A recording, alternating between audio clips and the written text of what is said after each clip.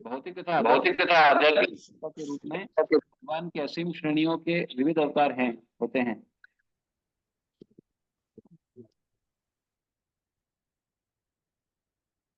ब्रह्मा, रुद्र, मनु, पृथु तथा व्यास जैसे अवतार तो उनके भौतिक गुणात्मक अवतार हैं, लेकिन राम, नृसिंह, वराह तथा वामन जैसे अवतार उनके दिव्य अवतार कहलाते हैं। भगवान श्री कृष्ण इन समस्त अवतारों के प्रधान स्रोत हैं, अतः वे ही समस्त कारणों के कारण हैं। ये तात्पर्य तो मुझे ऐसा याद आ रहा है कि हमने कल पढ़ लिया, तो ऐसा लगता है कि हमने श्लोक कल पढ़ा था 17, और उसके तात्पर्य में 18वें का तात्पर्य पढ़ा, ऐसा कुछ है क्या? नहीं नहीं, 17 का तात्पर्य पढ़ लिया। एनीवे, तो अभी अब समझ में आया हमको, 5 प्रश्न कंप्लीट हो गए। 5 प्रश्न क्या क्या हो गए? सबसे पहला प्रश्न क्या था? हाँ, परम कल्याण के लिए क्या नियोजित किया गया है? मानव समाज के परम कल्याण के लिए क्या नियोजित किया गया आपके जैसे द्वारा, भक्तों के द्वारा? दूसरा, शास्त्रों का मर्म क्या है, शास्त्रों में से क्या करना है, शास्त्रों में से क्या चीज बेस्ट है करना? और तीसरा है भगवान के, मतलब कृष्ण के अवतरण का, कृष्ण के आने का क्या कारण है देवकी और वसुदेव के गर्भ से? स्वयं कृष्ण क्यों आए, बाकी सब दूसरे क्यों नहीं आए? और चौथा था भगवान के विविध अवतार। विविध अवतार मतलब ये है पुरुष अवतार। और 5वां प्रश्न क्या है? भगवान के विविध अवतार, लेकिन ये अवतार ये लीला अवतार है। तो यहाँ पर अभी तक जाके 5 प्रश्न हो गए। अभी ये जो अवतार का पूछा है कि लीला अवतार की विशेषता क्या है, तो यहाँ बता रहे श्लोक में, वयम तू न वितप्ताम उत्तम श्लोक विक्रमे यृण्वताम रसज्ञानाम स्वादु स्वादु पदे पदे हरि हरि। तो उत्तम श्लोक, जब भी शब्द आता है उत्तम श्लोक, ये भगवान को रिप्रेजेंट करता है। उत्तम श्लोक, भगवान का गुणगान उत्तम श्लोकों से किया जाता है। श्लोकों में भी best of the best shlokas जो हो सकते हैं वो भगवान के गुणगान के लिए चुने जाते हैं। देखिए, आप हर चीज इस दुनिया में भगवान के लिए बेस्ट से बेस्ट चीज से सेवा करना चाहिए। हमारे पास जो बेस्ट है वो भगवान को देना चाहिए।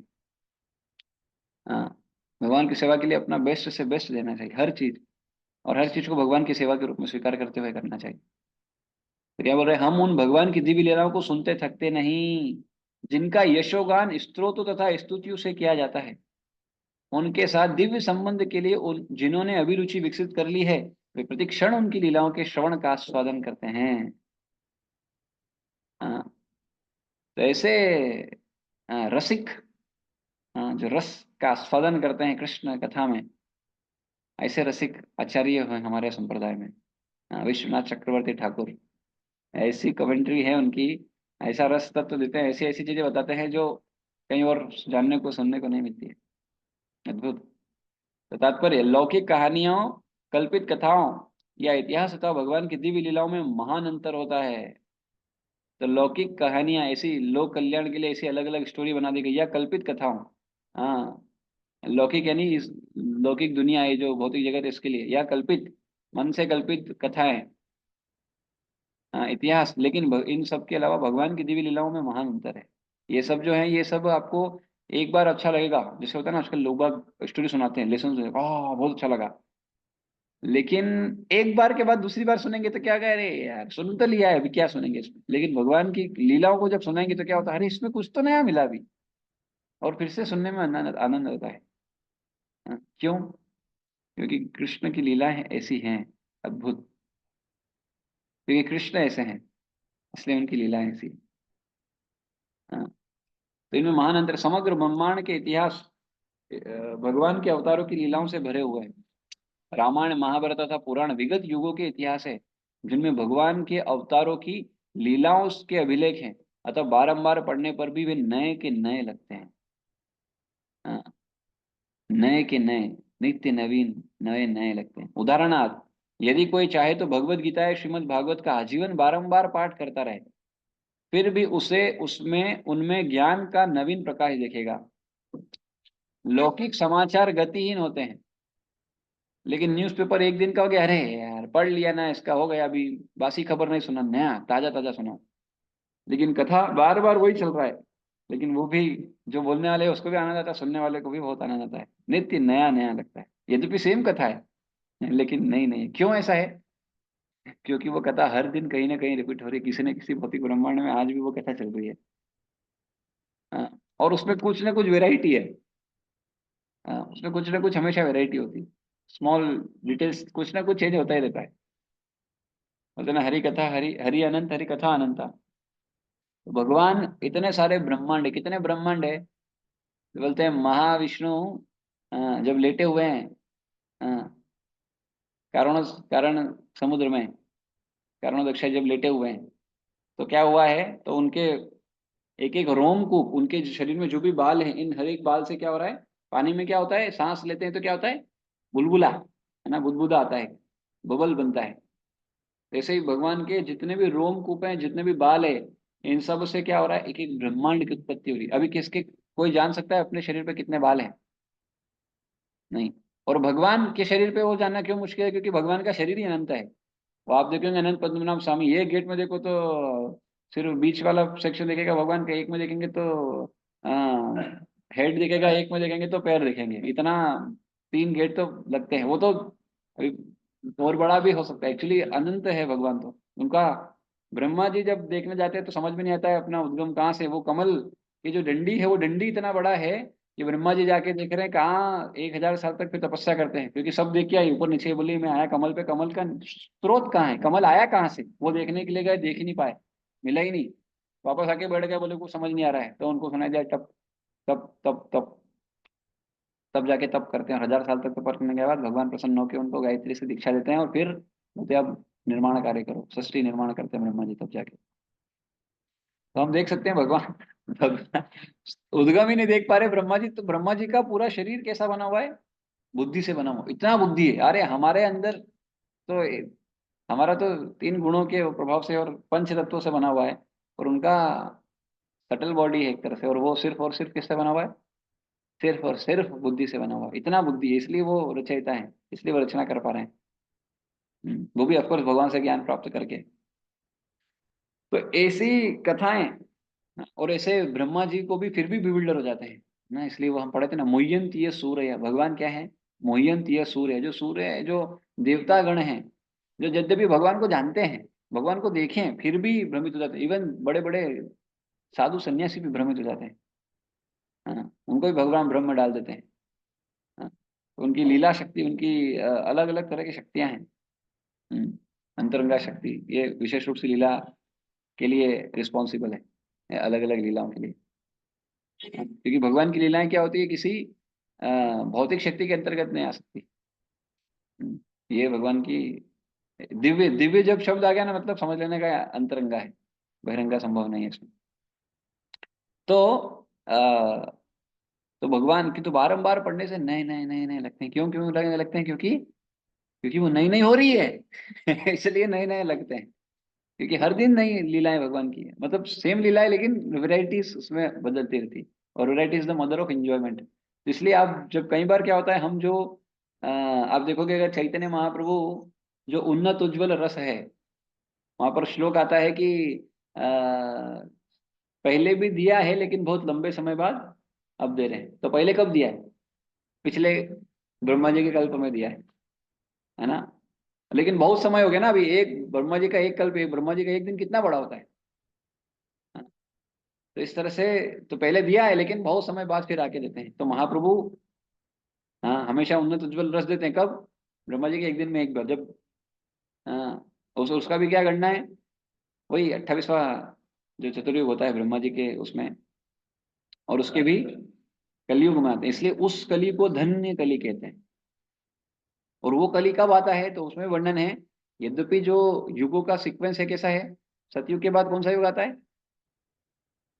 एक्चुअली द्वापर आता है, उसके बाद त्रेता आता है, और उसके बाद कलयुग आता है। लेकिन सिर्फ इस 28वें मनवंतर में, या 28वें चतुर्युग के अंतर्गत, ये सीक्वेंस बदलता है, और इसमें त्रेता की जगह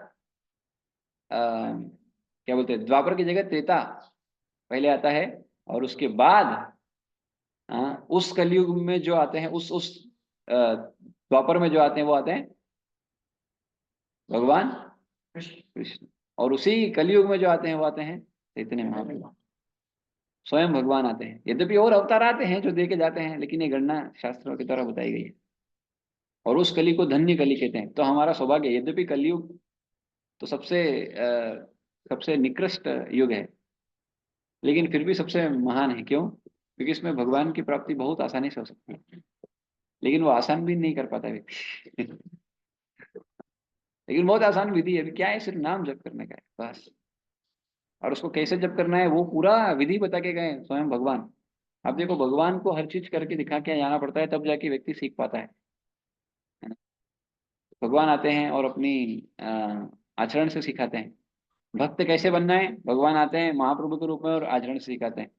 राजा कैसे बनना है, भगवान आते हैं रामचंद्र के रूप में और आइडियल व्यक्ति के रूप में, आइडियल प्रेजेंटर के रूप में। लेकिन देखना चाहते हैं भगवान कैसे होते हैं, तो भगवान आते हैं कृष्ण रूप में, बोलते हैं देखो पूर्ण पुरुषोत्तम भगवान कैसे होते हैं, क्या क्या कर सकते हैं। तो लेकिन भगवान की जो एक्टिविटीज हैं वो हम कर नहीं सकते। कई लोग बोलते हैं अरे भगवान ने ये किया तुम भी कर सकते, ऐसा नहीं है। भगवान ने किया बोल के आधा मत करो, पूरा करके बताओ। हाँ, शिव जी के बारे में बोलते लोग, अरे शिव जी भी तो भांग पीते हैं, हमको क्या है, पी लेंगे। तो शिव जी तो जहर भी पिए, आप भी खा के निकल रहे एक आध बार। हाँ, थोड़ा बोझ बोझ कम हो जाएगा। तो लेकिन लोग क्या आधा कॉपी करना चाहते हैं, जो उनको सहूलियत लगती है, और इसी को कहते हैं व्यक्ति इंद्रिय तृप्ति करना चाहता है। भगवान की लीलाओं में भी इंद्रिय तृप्ति ढूंढता है। और इस संसार में इंद्रिय तृप्ति इतना प्रबल है कि जीवात्मा को बस थोड़ी देर के लिए उसकी इंद्रियां छोड़ो और देखो फिर यह क्या करता है। इसलिए थोड़े समय के लिए भी नहीं छोड़ सकते। हाँ, थोड़े समय के लिए नहीं छोड़ सकते। और इसलिए जो भक्त होते हैं उनकी तुलना की गई है कूर्म से, हाँ, कछुए से। कछुआ क्या करता है, जैसे ही खतरा दिखता है क्या करता है, अंदर, सब अंदर, मुंडी अंदर, हाथ, पैर ही उसके तो बेचारे के हाथ नहीं, चारों पैर अंदर, ताकि कुछ कष्ट ना हो। और फिर मारो उसको, कुछ भी कर लो आप, कुछ नहीं होगा उसका कुबड़ पे। तो वैसे ही भक्त क्या करता है, उसी कछुए के जैसा। हाँ, जैसे ही उसको कष्ट दिखता है, समस्या दिखता है, अरे बाबा डर है, तो क्या करने का, सीधा अंदर। तो इस तरह से भक्त लोग सावधान रहते हैं। और इंद्रिय निग्रह, जब तक व्यक्ति इंद्रिय निग्रह नहीं करेगा, भक्ति में कोई प्रोग्रेस नहीं कर सकता। इंद्रिय निग्रह का सिर्फ अर्थ एक नहीं है। इंद्रिय निग्रह मतलब सारी इंद्रियों पे एक साथ निग्रह करना होता है, और विशेष रूप से मन। और फिर देखने का, क्या देखने का क्या नहीं देखने का, कान से क्या सुनने का क्या नहीं सुनने का, तो कृष्ण कथा सुनने का, कृष्ण का दर्शन करने का, शास्त्र पढ़ने का आंखों से। हाँ, और जीवा से क्या लेने का, जीवा से क्या बोलने का, क्या, कृष्ण कथा बोलने का, हरे कृष्णा महामंत्र बोलने का, या प्रसाद पाने का, या कृष्ण का भक्तों का गुणगान करने का। और नाक से क्या करने का, भगवान को जो फूल चढ़ाए गए हैं उनको सुगंध लेने का। हम्म, तो इस तरह से हर एक इंद्री को भगवान की सेवा में लगाना पड़ेगा। जेनिटल्स को भी इस ऐसे ही, क्या बोलते हैं, वेस्ट नहीं करने का। हाँ, हाँ, कृष्णा कॉन्शियस चिल्ड्रन के लिए ही उपयोग करने का। तो इंद्रिय निग्रह जब तक कोई व्यक्ति नहीं करेगा, भक्ति में प्रोग्रेस असंभव है। मैं उदाहरण देता हूँ आपको। आप में से कई भक्त हो सकता है बहुत समय से जप कर रहे हैं, पर कितने, एक बार में बैठ के कितना लंबा जप कर पाते हैं? बहुत कम। क्यों? डिस्ट्रक्शंस आते हैं। क्यों आते हैं? इतना साल हो गया अभी भी क्यों डिस्ट्रक्शन आते हैं? क्योंकि हमारा रूटीन गड़बड़ है। और उससे भी खतरनाक चीज जो है वो ये है, ये जो हम भगवान का प्रसाद के नाम पे कुछ भी खाते रहते हैं, वो है। एक्चुअली क्या है, हम जो भगवान को भोग लगा रहे हैं, actually it is not as per scripture. If we see, Ayurveda one of the shastra ना, वो बोलता है आपके शरीर में आपको क्या खाना चाहिए, उसके आधार पे आपका शरीर अच्छा रहेगा। और साधन भक्ति का मतलब ये नहीं होता है कि सिर्फ भक्ति करना। साधन भक्ति मतलब शरीर की देखभाल करना भी उसके अंतर्गत आएगा, क्योंकि साधन ही सही नहीं है तो भक्ति क्या करोगे आप? हाँ, तो जब तक हमारा रूटीन ठीक नहीं रहेगा कुछ नहीं कर पाएंगे। बहुत इंपॉर्टेंट बात है। और इसलिए, और सबसे इंपॉर्टेंट उसमें यही है, स्लीपिंग, ईटिंग, ये दो मेन है, मेन कंस्टेंट्स। इसी से सब कुछ, इसी से मेनली सब कुछ निर्भर है। और ऐसा मत सोचिए कि हमारा इंटेक जो है सिर्फ क्या खाना है और क्या सुनना है वही है, हम जो देखना है वो भी हर चीज इनटेक ही चल रहा है अपना, हर चीज अंदर ले रहे हैं उससे। और फिर वो क्या होता है, वो कहीं ना कहीं बैठी रहती है, थोड़ा समय देखती है, जैसे ये कमजोर हुआ, अभी भक्ति कर रहे हो तो कोई दिक्कत नहीं आएगा, लेकिन थोड़ा गिरा, कभी भक्ति नहीं कर पाया, और फिर से वो अटैक करेगी और बोलेंगे अरे प्रभु जी मैं तो पतित हो गया। और व्यक्ति इतना फिर सोचता अपने, और मैं इतना पतित हूँ, मैं इतना पतित हूँ, इतना पतित हूँ। अरे बोले ठीक है यार, हो गया, पतित हो गया, अभी क्या करने का, इतना सोचेगा तो भक्ति भी नहीं कर पाएगा, इतना पतित। कई बार इतना भक्त लोग सोचते प्रभु जी I am so fallen, I am so fallen that I cannot go to temple. I cannot associate with the devotees. Otherwise, I will make them fallen. तो भैया ठीक है, अगर पतित हो गए तो उठ के जाने का, ऐसा नहीं कि पतित हो गए तो ये भी एक वो है, खतरनाक चीज है। हाँ, कि मैं पतित हो गया, अभी मेरा कोई उद्धार नहीं कर सकता। हाँ, अरे भाई सब पतित है कोई बात नहीं, लेकिन भगवान पतित पावन है। और इसलिए शास्त्र में एक जगह पर एक श्लोक ये भी आता है कि कोई व्यक्ति इस दुनिया में इतना पाप कर ही नहीं सकता जो भगवान का एक नाम उसका सारे पाप खत्म ना कर सके। एक नाम सारे पाप खत्म कर सकता है, पर वो कौन सा नाम है? नाम आभास पे ही कोई व्यक्ति शुद्ध, नाम आभास पे ही किसी व्यक्ति के सारे पाप खत्म हो जाएंगे, और शुद्ध नाम लिया तो प्रेम डेवलप हो जाएगा। तो नाम मतलब नाम अपराध से तो ऑफकोर्स इतना फायदा नहीं मिलेगा, शुरुआत में मिलेगा क्योंकि उसको पता नहीं है, लेकिन अगर अपराध करता जाएगा तो फिर इसके नेगेटिव परिणाम है। इसलिए नाम आवास पे तो जाना पड़ेगा, फिर नाम आवास पे जाने के बाद फिर आगे जाना पड़ेगा शुद्ध नाम, है ना। इट्स नॉट बस कैसे भी माला घुमा लो हो जाएगा उद्धार, कुछ नहीं होगा। शुरू में ठीक है क्योंकि आपको पता नहीं है इसलिए आप, लेकिन धीरे धीरे अगर अपराध बढ़ाओगे, इट्स वेरी वेरी सिंपल। देखो भगवान की कृपा आने वाली है, भगवान कृपा देने को तैयार है। इट्स लाइक सूर्य, सूर्य क्या देने वाले हैं? रोशनी देने वाले हैं। लेकिन अगर बीच में बादल आ गया तो क्या करोगे?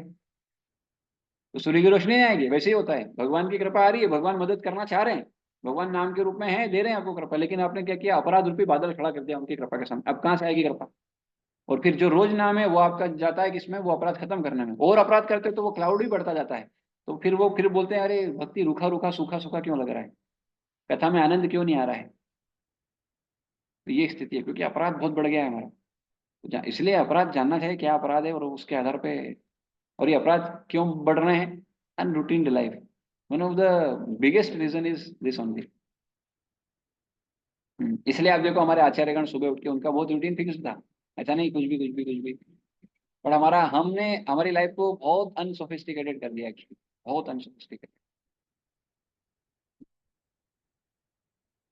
जीवन का उद्देश्य सरल होना था, हमने इतना कॉम्प्लेक्सिटी डाल दी अपने जीवन में। अरे ये करना है, ये करना है, ये करना है, ये करना है, ये at the end of the day ये करना करना बाद में इतना बीमार हो जाता है व्यक्ति, इतना बीमार हो जाता है, क्या बोलोगे आप। और प्रसाद के नाम पे कुछ भी खाते रहते हैं, और फिर बाद में बीमारी आ जाती है, ये क्यों हो गया, हम तो प्रसाद खाते थे। अरे तो कौन सा प्रसाद खाते थे आप भैया? आयुर्वेद में क्या बताया कौन सा प्रसाद खिलाना चाहिए? अभी बताता हूँ मैं आपको, एक तत्व बताता हूँ। आयुर्वेद बोलता है oil is for outside, ghee is for inside. हम पूरा गाड़ी, घी तो खाता ही नहीं कोई। क्यों? क्योंकि डॉक्टरों ने ऐसा बता रखा है, घी मतलब कार्बोहाइड्रेट्स और ये और वो और ये और वो, कोलेस्ट्रॉल बढ़ जाता है, ये हो जाता है, वो हो जाता है। ऑयल से नहीं बढ़ता है। ऑयल एक्चुअली, मैं कल परसों परसों हाँ परसों में था बुरहानपुर में, हमारे एक डिवोटी हैं हरिभाव प्रभु, उनको अटैक आया था। हमारे डॉक्टर प्रभु लोग, हम लोग सब गए थे वहां पर देखने के लिए, तो वहां पे डॉक्टर प्रभु यही बोले हमको कि अ, बोले ये जो ऑयल है ना प्रभु जी, actually it should not be heated. Heat करके खा नहीं सकते आप, ऑयल खाना चाहिए सही है, लेकिन हीट नहीं कर सकते हो। हीट किया मतलब खत्म वो, आपको उल्टा नुकसान मारेगा वो, फायदे की जगह नुकसान देगा वो। मैं बोला बाप रे, इधर तो सब तेल में सब तल रहे और खिला रहे इधर सब। तो बोले इसलिए तो बोले आज आज का हमारा जीवन ही ऐसा हो गया। आप क्या खा रहे हो? आप बोले आप शुद्ध खा ही नहीं रहे हो, तो आप कहाँ से, आपका बॉडी कितना क्या करेगा वो? इसलिए बीमारी पड़ रहा है व्यक्ति, इतना बीमार पड़ रहा है क्योंकि आयुर्वेद के हिसाब से जीवन नहीं चल रहा है किसी का भी। हाँ, अभी क्या है, भगवान को हम कुछ भी खिलाते हैं और बोलते हैं महाप्रसाद है प्रभु, मदद करेगा। अरे बाबा तुमने शास्त्र के हिसाब से प्रसाद भोग किया क्या? पहले ये बताओ। तो फिर आधा शास्त्र है हाँ कुछ भी भोग लगाने का। अरे वो प्रोपाद हमारी स्थिति देख के ऐसा बोलना पड़ा उनको, क्योंकि वो कहाँ की जगह के लिए बोला गया है, क्योंकि वहां कुछ नहीं है, ये लोग क्या खाएंगे, कुछ भी खा रहे हैं, मांस खा रहा है व्यक्ति, चल कुछ तो। लेकिन इंडिया में क्यों हम वो सब चीजें करते हैं? दैट बहुत इंपॉर्टेंट है of course. But at the same time जो भी फिर भगवान को अगर भक्तों के द्वारा भोग बनाया गया है, भोग लगाया गया है, और फिर अगर वो आग्रह करते हैं तो फिर पाना चाहिए। This is also one of the important thing. तो लेकिन भगवान की जो लीलाएं हैं, ये व्यक्ति को बहुत दुखी हार्ट को, दुखी हार्ट को, परेशान हृदय को, परेशान जीवात्मा को, जिसको घर से कष्ट है, परिवार से कष्ट है। कई लोग आज प्रभु जी हमारे परिवार वाले हमको मारना चाहते हैं, हमारे घर वाले हमारे साथ रहना नहीं चाहते हैं, इतना कष्ट, बाप रे बाप। मैं सोचता था मेरे को बहुत कष्ट है हुआ। फिर जब मैं अभी भक्त लोग मेरे को आगे बताते, मैं बोलता अरे मेरा कष्ट क्या है यार, इतना कष्ट इनको है, बाप रे क्या करूं मैं, अभी इनके लिए क्या कर सकते हैं। यही बोलता हूँ कि ये कष्ट एक दिन में नहीं जाएगा। इसलिए गीता में भगवान बोलते हैं ना, स्मृति ज्ञानम अपोहनम से, इसको भूलने में बहुत मुश्किल होता है। भूलना बहुत आसान नहीं भाई, बहुत मुश्किल होता है भूलना। क्योंकि माइंड है ना, सब पकड़ के पड़े। माइंड क्या है, जो भी हुआ सब पकड़ के रखेगा, इधर अंदर दबा के रखेगा। और जैसे ही अगर आपने माइंड को ट्रेन करने वाली चीज नहीं लेके आए हो, जिस दिन थोड़ा उसमें कमी वमी किया, उस दिन फिर वो वापस से निकल के आएंगी चीजें, बोलेंगे अच्छा, तो फिर आप बोलेगे अरे मैं कितना फॉलो नहीं, इतना भक्ति करने के बाद भी आ रहा है। Don't worry, it will come, क्योंकि ये सब है। It will not come in a day और year, it will come with regular practice. It will come with, मतलब ये जाने वाला है रेगुलर प्रैक्टिस से, जब आप साधना करते जाओगे और अपराध से बचते हुए सही तरह से साधना। क्या होता है, हमको साधना मतलब भगवान का नाम जप करना है बस, और बस वही साधना है। Prabhupada give us a routine, particular routine, we have to understand it and apply it accordingly in our life. जो जिस स्थिति में हमें, उसके हिसाब से हमको उसको चलाना पड़ेगा। इट्स नॉट रात को लेट सो रहे हैं, सुबह जल्दी उठ रहे हैं, कब तक चलेगा ऐसा गाड़ी आपका। अरे बाबा, आचार्य can do because they are on that level. हम वो लेवल पे इसलिए बोलते हैं, हाँ, don't act on the platform which you are not. उस प्लेटफॉर्म पे एक्ट करने का कोशिश मत करो जिस पे आप नहीं हो। हमने सुना, और वो आचार्य दिन में खाते ही नहीं थे, हम भी नहीं खाएंगे। गाड़ी नहीं चलेगा आपका, है ना, गाड़ी नहीं चलेगा, बहुत मुश्किल हो जाएगा। तो don't take immature decisions, understand it properly and then apply it. Problem क्या है, हम सुनते हैं और मार देते हैं, अपना पढ़ा और उसको मनन तो किया ही नहीं, और फिर गिरता है, बोले प्रभु जी ये हो गया, आपके लेक्चर में नहीं सुना था। तो भैया लेक्चर में जब बोला था, तो उसको वो लेक्चर में हमने अपना काम किया, अब आपको अपना काम क्या करना है।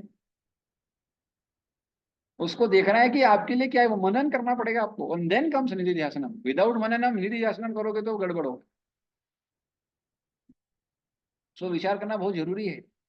See this classes are not meant to give you कि what you are supposed to do. It is giving so that you will understand what is right and what is wrong, and what is applicable for me, and I have to apply it. This is the purpose. न कि बस ऐसा बोला ऐसा करना है। ऐसा करना है, लेकिन आपकी स्थिति के हिसाब से करना है, स्थिति के अनुरूप। नहीं करोगे तो फिर गड़बड़ होगा, एंड देन फिर व्यक्ति भक्ति भी छोड़ता है। क्यों, किसका गलती है, इमेच्योर डिसीजंस। देयरफॉर समझना बहुत जरूरी है भक्ति को। इट्स नॉट बस ऐसा ही कि बस कुछ भी चल रहा है आजकल, ये बोला वो कर लो, ये बोला वो कर लो। यू टू अंडरस्टैंड, इट्स सब कुछ समझना पड़ेगा, आपका शरीर कैसा है, अकॉर्डिंगली फिर आपके लिए क्या बेस्ट है, क्या नहीं बेस्ट है, वो आपको साधन के आधार पर करना पड़ेगा। You have to apply it accordingly. So जिनमें भगवान के अवतारों की लीलाओं के अभिलेख हैं, अतः बारंबार पढ़ने पे नए नए लगते हैं। उदाहरणार्थ, यदि कोई चाहे तो भगवद गीता या भागवतम का आजीवन बारंबार पाठ करता रहे, फिर भी उसे उनमें ज्ञान का नवीन प्रकाश दिखेगा। लौकिक समाचार गतिहीन होते हैं, किंतु दिव्य समाचार गतिशील होते हैं। गतिहीन और गतिशील, गतिशील मतलब जो चलते रहते हैं, बढ़ते रहते हैं, और गतिहीन मतलब कोई गति नहीं है, आज के बाद खत्म।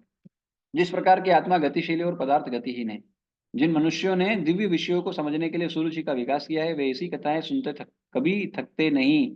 लौकिक कार्यकलापों से मनुष्य शीघ्र तृप्त हो जाता है, किंतु दिव्य या भक्तिमय कार्यकलापों से कभी तृप्ति नहीं होती। उत्तम श्लोक उस साहित्य की ओर संकेत करता है जो अज्ञानता के निमित्त नहीं है। लौकिक साहित्य तो तमोगुणी होता है, इसलिए तमोगुण का प्रभाव, इसलिए ऐसे शास्त्र पढ़ के, नोवेल पढ़ के और ये सब पढ़ के भक्ति नहीं आएगा। किंतु आध्यात्मिक साहित्य सर्वथा भिन्न होता है।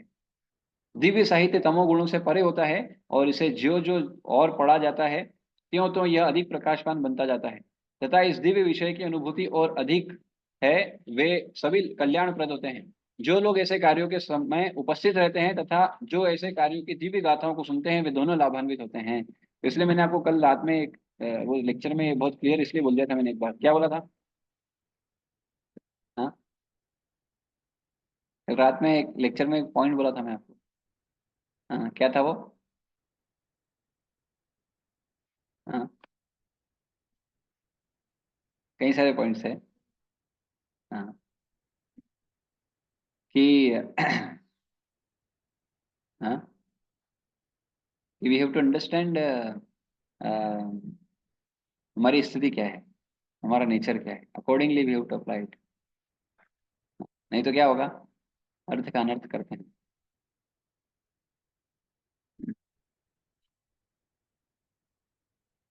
तो इसलिए we have to understand everything in context. There is a text, we are reading the text, but every text has a context. वो कॉन्टेक्स्ट के बिना वो टेक्स्ट आप अप्लाई करोगे सब गड़बड़ होगा। सो देयरफॉर कॉन्टेक्स्ट उसकी संदर्भ में है, वो संदर्भ जान के अकॉर्डिंगली आपको अप्लाई करना पड़ेगा। देयरफॉर भक्ति इसलिए बोलते हैं, भक्ति इतना आसान, मतलब आसान है, but you have to apply your बुद्धि। जो भगवान ने दी उसको अप्लाई करना पड़ेगा, ऐसा नहीं बस। इसलिए वो बहुत इंटेलिजेंस ही लगती है भैया भक्ति करने के लिए। नहीं तो क्या होता है, जो जो बिना बुद्धि के लगाए करता है, फिर समस्या है, बहुत समस्या है। हम्म, तो ठोकर खा के ठाकुर जी की सेवा में व्यक्ति आता है, ऐसे नहीं आता है। और इसलिए हमारे आचार्य बोलते थे, you to go and cry in front of Krishna, then Krishna will send you someone. तो हम सोचते हैं हमको तो ऐसे ही मिल गए, अरे बाबा अभी देखो अभी आपके जीवन में क्या आएगा। इतना आसान है क्या। ऐसे हलवा मिल गया, कृपा मिल गया, और कृपा को अगर समझे नहीं तो फिर भगवान देते हैं बढ़िया झटका। और हर एक के जीवन में कष्ट भेजते हैं, देते क्यों, इसलिए दे देते हैं कि समझ भाई तू गड़बड़ चीज पे है अभी, समझा नहीं अभी तक। हाँ, समझा नहीं अभी तक, जो मिला है उसका वैल्यू नहीं समझा आप। Therefore we have to understand it. कब समझेंगे, जब उसका उसको उसमें की डिटेल में जाएंगे। देयरफॉर तत्वतः, जो व्यक्ति तत्वतः भगवान को जानता है वो नहीं आता। तत्व मतलब फुल डिटेल में जानना पड़ेगा, ऐसा नहीं है, ऐसा ऐसा होता है ठीक है, ऐसा अंडरस्टैंडिंग, डीप अंडरस्टैंडिंग होना चाहिए शास्त्र, बहुत जरूरी है। तो लेकिन ऑफ कोर्स ये कब आती है, पढ़ते पढ़ते प्रैक्टिस से ही आने वाले, ऐसा नहीं एक दिन में आ जाएगी सब, आ जाएगा अपने आप आ जाएगा सब प्रभु जी। We have to, so therefore will end here. इसके आगे कल पढ़ेंगे 19वें श्लोक से। 5 प्रश्न हो गए, अभी छठा प्रश्न भी आएगा। पहले अध्याय 2-3 श्लोक और बचे, 3-4 श्लोक, 23 श्लोक ही है इसमें। Will end here. जय ग्रंथा श्रीमद् भागवतम की जय, श्रील प्रभुपाद की जय, निताय गौ प्रेमानंद, हरि हरि बोल, हरे कृष्ण। तो thank you everyone. Anil Verma प्रभु, अंशिका माता जी, भारती माता जी, हितेशी माता जी, कनिका माता जी, कशिश माता जी, किरण माता जी, कृष्णा माता जी, मनीषा माता जी, नम्रता माता जी, एंड नीरज प्रभु, निखिल प्रभु, पिंटू प्रभु, प्रहर्ष प्रभु, दीपिका माता जी, एंड संचित प्रभु, संगीता माता जी, शैलजा माता जी, शरद प्रभु जी, श्रीदमा प्रभु एंड सुनैना माता जी। Thank you everyone. तो किन्हीं को कुछ बोलना है तो बोल सकते हैं, फिर विल एंड हियर। एक क्वेश्चन था, वो ये कि अप्लाई करें। लेकिन जब भगवान अम्बा जी के 16 वर्ष में, हाँ, लेकिन जब वो भगवान का वो घूमने गए सोर्स, उनको तब तक क्या बात है, तब क्या करते, हाँ 1000 ईयर, हाँ वो 1000 ईयर डिवाइन वाले थे, हम लिए नॉर्मल, क्योंकि एक तो 100 ईयर, हाँ वो नॉर्मल वाले पकड़। ब्रह्मा जी की आयु 100 ईयर्स है, और वो 100 ईयर्स में हमारे कितने ईयर्स आते हैं।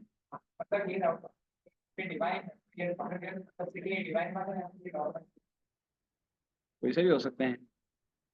It is not clearly mentioned, मतलब पर ऑफ कोर्स हम, हमारी अंडरस्टैंडिंग ये है कि वो हमारे वाले हैं, तभी इतना वर्णन है। हाँ, उनका एक दिन ऐसा है ना, उनका एक दिन हमारा 6 महीने फिरता हूँ।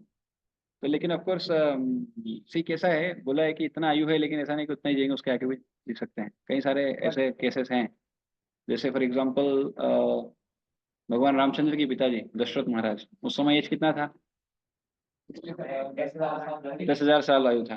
लेकिन वो 60,000 साल तक तो वो राज्य किए अकेले, मतलब राज्य किए, उसके बाद छोड़े वो, ठीक है। और क्या बोलते, उनके पिताजी मतलब राज्य की मतलब जन्म तो और पहले से हुआ होगा, कैन यू इमेजिन।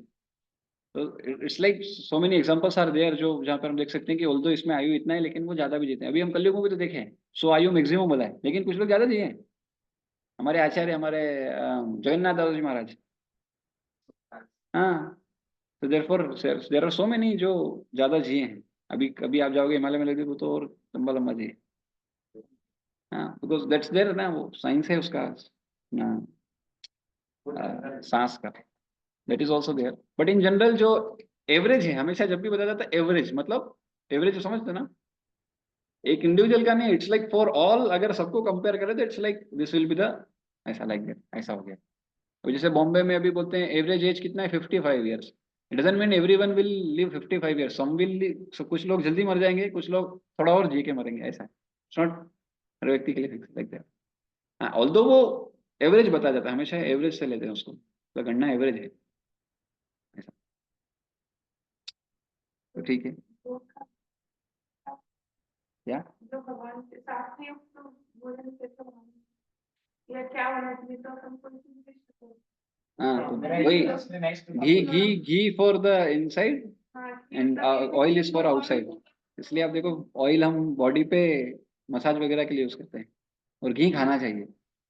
तो एक्चुअली भगवान के लिए जो भी जो बनाना चाहिए वो घी में होना चाहिए, लेकिन अब वो घी को भी समझना चाहिए कि कैसा घी होना चाहिए। There are different different categories of ghee in Ayurveda actually. Even आपको पता है, अगर किसी व्यक्ति को डायबिटीज है, अगर वो प्रॉपर डाइट चार्ट फॉलो करे, उसका डायबिटीज खत्म किया जा सकता है। बट एलोपैथी में वो पता ही नहीं गया, एलोपैथी में वैसा नहीं। But that's there in Ayurveda, so many people, उन्होंने अपने आप को क्योर कर लिया उससे पूरी तरह से। I can tell you about one of the devotee in our community. उनका नाम है Yogi Nataraj, you can Google it, you can उनको सुन सकते हो आप, पढ़ सकते हो आप। Amazing personality. वो बोले अ, उनकी क्या बोलते हैं, शुगर इतनी हाई थी, इतना डायबिटिक थे वो, पूछो मत। और अष्टांग योग और इसके माध्यम से उन्होंने, although he is a devotee of the lord, हाँ, is initiated devotee in our society. और अष्टांग योग और योग सूत्र और ये सब पढ़ के उन्होंने अपनी बॉडी को क्योर किया, और आज बहुत सारे भक्तों को मदद करते हैं सबसे। हाँ, बोलते हैं कि सी, हम सोचते हैं साधना भक्ति मतलब भक्ति इन इटसेल्फ इज कंप्लीट, ये बात सही है। पर आप भक्ति कर रहे हो क्या, बड़ा प्रश्न ये है सही रूप से। भक्ति मतलब it mean so many things.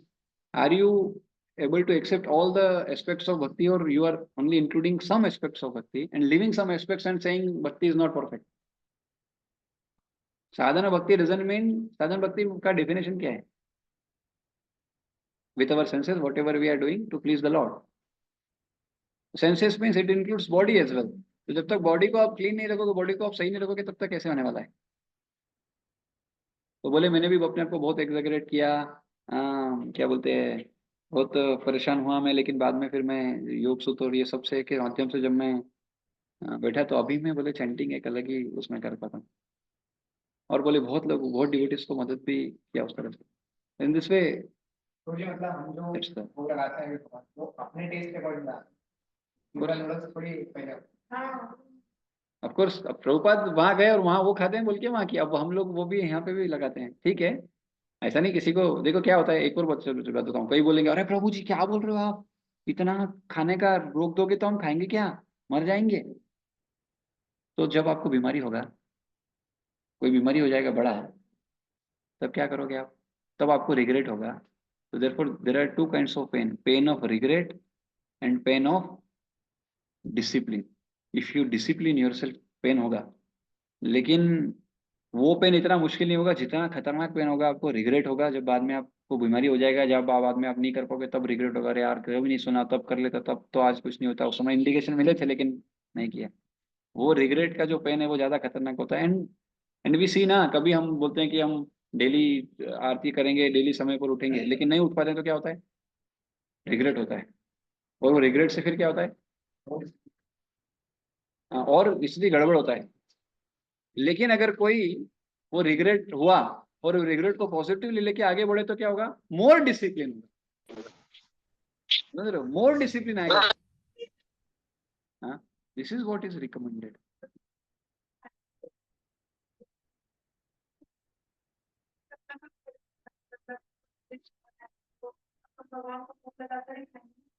हाँ, देखिए एक चीज मैं आपको बताता हूँ, एक चीज मैं आपको बताता हूँ, बहुत इंपॉर्टेंट है, ध्यान से सुनना इस बात को।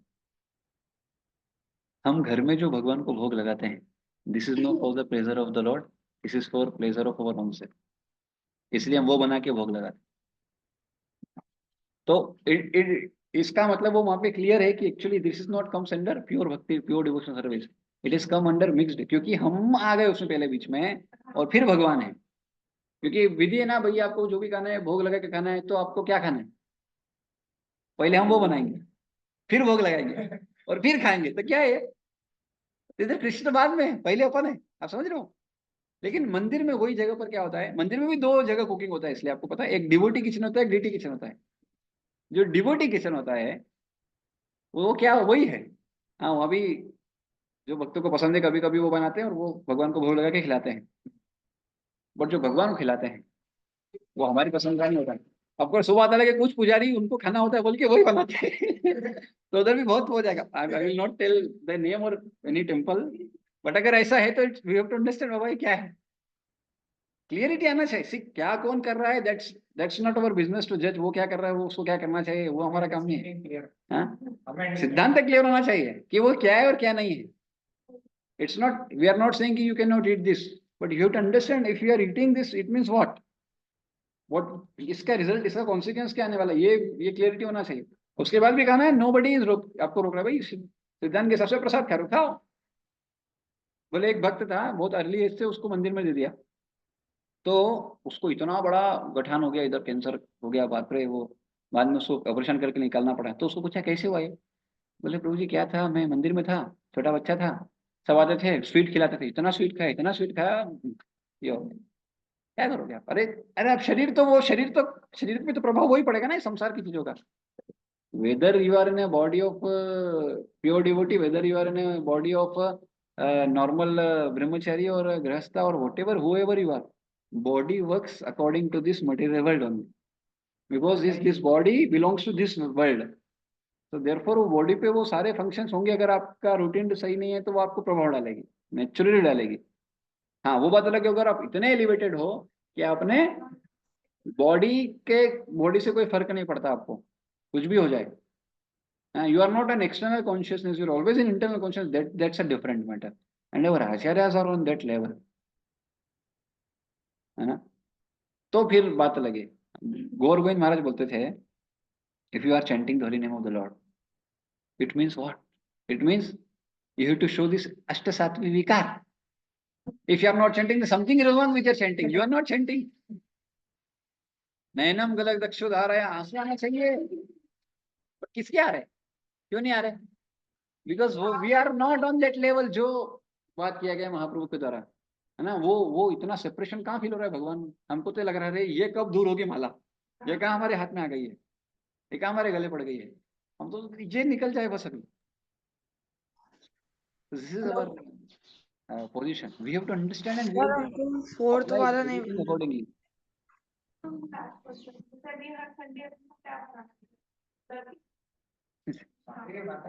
तो हम संडे प्रोग्राम में जो बनाते हैं, actually we are making so that people जो इन जनरल आ रहे हैं, we can attract the mass, and therefore what they want we are providing them for their satisfaction. हाँ, हेलो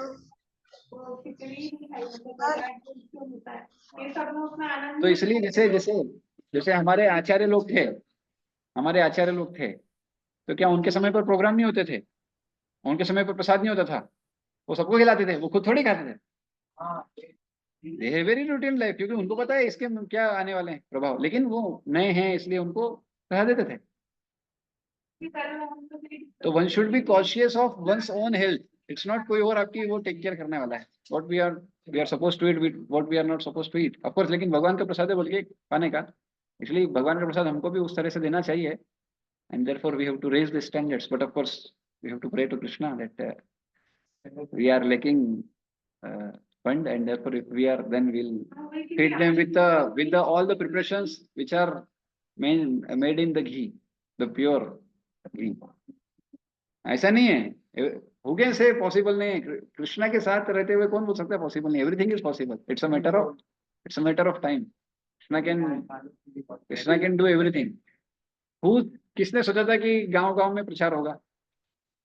हो रहा है कैसे? Krishna has that arrangement. So we have to trust Krishna, and then we have to, of course, we have to trust Krishna, and we have to क्या बोलते हैं, हमको apply करना चाहिए हमारे स्तर के हिसाब से। But although we have to trust fully on Krishna, that is what the understanding है। ठीक है, तो यहाँ पर एंड करते हैं। जय ग्रंथराज श्रीमद् भागवतम की जय, श्रील प्रभुपाद की जय, निताय गौप्रेमानंदे, हरि हरि बोल, हरे कृष्ण।